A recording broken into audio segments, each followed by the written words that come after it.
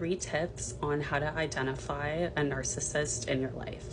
1. Pay attention to the comments or digs made directly at you but are masked as jokes.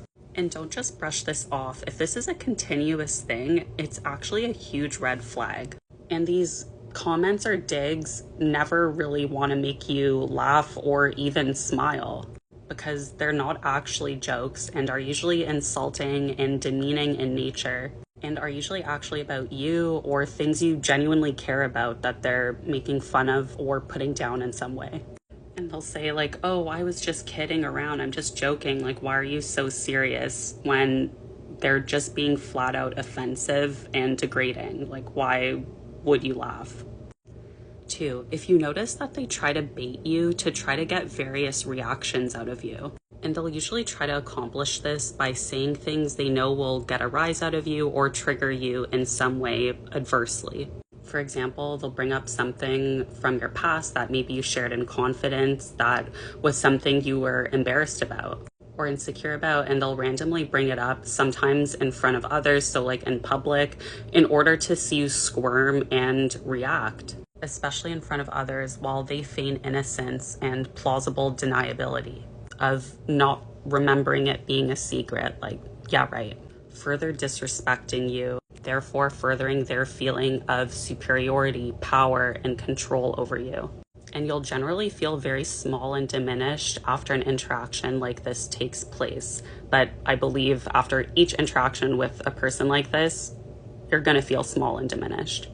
3, if you find that they're trying to find out every last piece of information and detail about you, but as if they feel entitled to this information. They aren't genuinely asking because they care, but more so they can garner personal information and data about you. And they're relentless about it. Even if you've said, no, I'm not ready to share, I'm not comfortable sharing. They do not respect this and will continue to try to wear you down to get this information. And then it's like, if you don't share this information, it's a personal attack on them.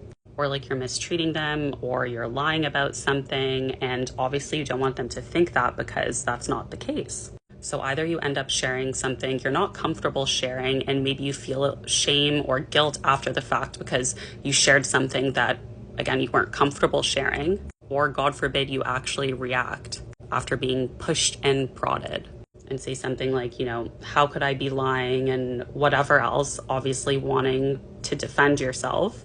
And somehow they twist it around and you end up being the bad guy.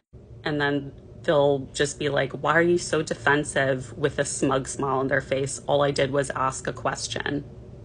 Further fueling these feelings of extreme confusion and crazy mental gymnastics that these people try to make you do. There's so much more that can be said, of course, but these are just a few things that come to mind. It's so important to pay attention to people's behavior. And when you do pay attention, it's amazing the things that you can learn.